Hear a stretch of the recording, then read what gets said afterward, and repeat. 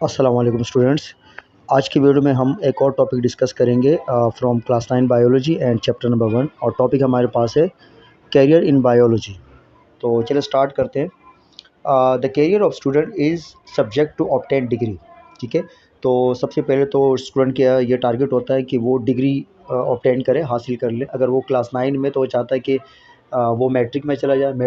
अगर वो मैट्रिक में तो वो चाहता है कि वो कॉलेज में चला जाए। तो सबसे पहला जो टारगेट स्टूडेंट का होता है वो ये होता है कि वो डिग्री हासिल करे। ठीक है, अगर कोई स्टूडेंट है और वो क्लास 9 से बायोलॉजी लेता है, ठीक है, 9 10 फर्स्ट ईयर सेकंड ईयर में, तो उनके लिए कुछ फील्ड्स है। आपके पास ऑप्शन होता है क्लास 9 से कि या तो आप कंप्यूटर फील्ड में जा सकते हैं या आप बायोलॉजी ले सकते हैं। बायोलॉजिकल मतलब जो बायोलॉजिकल साइंस है, ठीक है, उसमें आप जा सकते हैं। तो जो स्टूडेंट्स बायोलॉजी चूज़ करते हैं तो इनके पास जो है ना ये कुछ यहाँ पर फील्ड्स है जिनमें स्टूडेंट जा सकते हैं। तो फर्स्ट जो हमारे पास फील्ड है वो है मेडिसिन एंड सर्जरी। ठीक है, तो मेडिसिन एंड सर्जरी मतलब सबसे पहले जो स्टूडेंट बायोलॉजी लेते हैं, ठीक है, या प्री मेडिकल लेते हैं मैट्रिक के बाद, तो वो ये चाहते हैं कि वो डॉक्टर बने। ठीक है, जो हमारे पास मेडिसिन एंड सर्जरी है, या आप इसको एमबीबीएस कह सकते हैं। ठीक है, बीडीएस होता है जो दांतों का डॉक्टर होता है।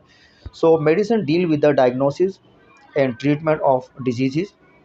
जो मेडिसिन मतलब जो मेडिसिन पढ़ता है, ठीक है, मतलब जो एमडी करते हैं, डॉक्टर ऑफ मेडिसिन होते हैं। ठीक है, तो वो क्या करते हैं, सबसे पहले वो जो डॉक्टर होते हैं हमारे पास, जैसे कि हमारे पास कार्डियोलॉजिस्ट होते हैं, नेफ्रोलॉजिस्ट होते हैं, तो सबसे पहले बीमारी को डायग्नोस करते हैं। तो सबसे पहले बीमारी का पता लगाते हैं, ठीक है, टेस्ट की मदद से या एक्सरे वगैरह की मदद से, अल्ट्रासाउंड की मदद से, और फिर उसी बीमारी का इलाज किया जाता है with the help of medicine. ठीक है, फिर जो है ना, मतलब यहाँ जो मेडिसिन डॉक्टर होता है वो कोई सर्जरी वगैरह नहीं करते हैं, वो बीमारी का इलाज करते हैं with the help of medicine.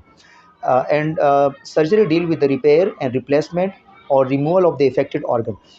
जो सर्जिकल डॉक्टर होते हैं, जो सर्जन होते हैं, वो तो किसी ऑर्गन को या तो रिपेयर करते हैं, ठीक है, जैसे कि मतलब हार्ट अटैक हो जाता है, ठीक है, तो फिर उसके लिए अलग अलग मेथड से फिर इलाज होता है, जैसे कि एंजियोग्राफी है, ठीक है, या बाईपास वगैरह है।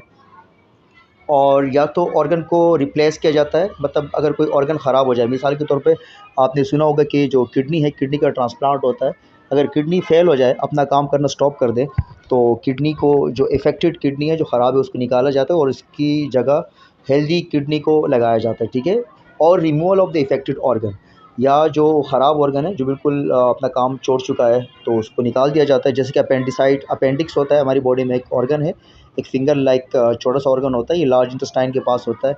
अगर ये ख़राब हो जाए, इसके अंदर ख़राबी आ जाए, तो इसको बॉडी से निकाल दिया जाता है, रिमूव कर दिया जाता है। ठीक है, नेक्स्ट हमारे पास फील्ड है एग्रीकल्चर, जिसमें आप बायोलॉजी पढ़ के जा सकते हैं। एग्रीकल्चर का मतलब होता है ज़राअत। ठीक है, so this field deal with the production of varieties of crops, fruits, vegetable and dairy products. तो एग्रीकल्चर के अंदर हम लोग क्रॉप्स के बारे में स्टडी करते हैं, जैसे कि हमारे जो फेमस क्रॉप्स है, जैसे कि कपास है, ठीक है, चावल की फसलें हैं, या इस तरह गंदम की फसलें हैं। ठीक है, इसके अलावा फ्रूट्स हैं, जैसे ऑरेंजेस है, मैंगो है, पीचीज़ वगैरह पाकिस्तान में बड़े स्केल में ये प्रोड्यूस होते हैं, ये फ्रूट्स। वेजिटेबल्स हैं और डेयरी प्रोडक्ट्स हैं, जैसे कि योगर्ट है, मिल्क वगैरह है। ठीक है, तो आप एग्रीकल्चर में भी जा सकते हैं। उसकी वजह ये है कि जो एग्रीकल्चर में फार्मर्स होते हैं, जो किसान होते हैं, वो ज़्यादा पढ़े लिखे नहीं होते हैं। तो जो लोग एग्रीकल्चर फील्ड से जाते हैं, तो अच्छी तरीके से वो काम करते हैं।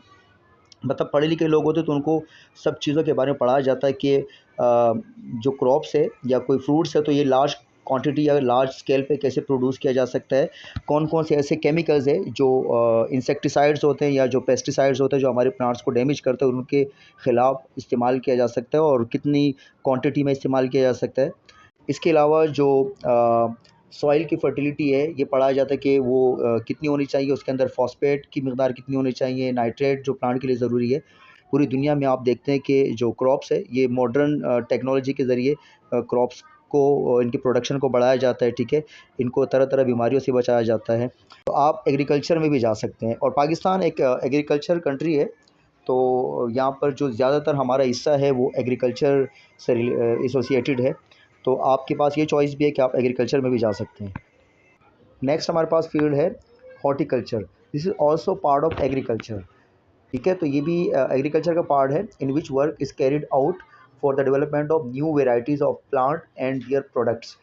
ठीक है। जो हॉर्टिकल्चर है ये भी एग्रीकल्चर का ही पार्ट है। इसके अंदर काम किया जाता है, वर्क किया जाता है कि नए नए जो क्रॉप प्रोडक्शन है उसके अंदर डेवलपमेंट की जाए, ठीक है, और इनके अंदर चेंजेस की जाए। आप देखते हैं कि बहुत सारे अभी आजकल जो ऑरेंज है, लेमन वगैरह है, इनकी बहुत सारी वैरायटीज़ आ रही हैं, ठीक है। तो ये जो या ग्रेप्स है, जो ग्रेप्स अंगूर में आप देखते हैं कुछ ऐसे ग्रेप्स भी आजकल आ रहे हैं जिनके अंदर सीड्स नहीं होते। तो ये जो जितनी चेंजिंग आ रही है ये सब हॉर्टिकल्चर की मदद से की जाती है। और ये इसलिए किया था ताकि जो क्रॉप्स है या जो वेजिटेबल्स है इनकी प्रोडक्शन बढ़ाई जाए और इनके अंदर वेराइटीज़ भी बढ़ा दी जाए, ठीक है। और बहुत सारे टेक्निक से किए जाते हैं, जैसे कि आपने नाम सुना होगा टिश्यू कल्चर। टिश्यू कल्चर एक टेक्निक है जिसके मदद से लार्ज स्केल पे ना प्लांट की प्रोडक्शन की जाती है। इसके अलावा ग्राफ्टिंग है, ठीक है। ग्राफ्टिंग कलमबंदी कहते हैं इसको। इसमें किसी प्लांट जिसकी वैरायटी अच्छी नहीं है तो उसके अंदर ऐसे प्लांट को जो है ना ग्राफ्ट किया जाता है जिसकी वैरायटी अच्छी हो। तो ग्राफ्टिंग टेक्निक है, इसके अलावा कटिंग है, ठीक है। तो ये सब टेक्निक्स है। और इसके अलावा आपने ये भी सुना होगा कुछ प्लांट के अंदर ऐसे जीन डेवलप किए जाते हैं जो बीमारियों से लड़ने की ताकत रखते हो और प्लांट को ना डिफरेंट इंसेक्ट्स और पेस्ट वगैरह से बचाते हो। तो ये सारा जो काम है हॉर्टिकल्चर का, ये अलग फील्ड है, मतलब ये रिलेटेड है एग्रीकल्चर के साथ। तो सबसे पहले जो हॉर्टिकल्चरिस्ट होते हैं वो ये किसी भी चीज़ की डेवलपमेंट करते हैं और फिर जो है ना या किसी चीज़ के अंदर कोई चेंज वगैरह लेकर आते हैं और फिर ये एग्रीकल्चर वालों को ये देते हैं, फिर वो इनके जो क्रॉप्स है वो कंटिन्यू करते हैं।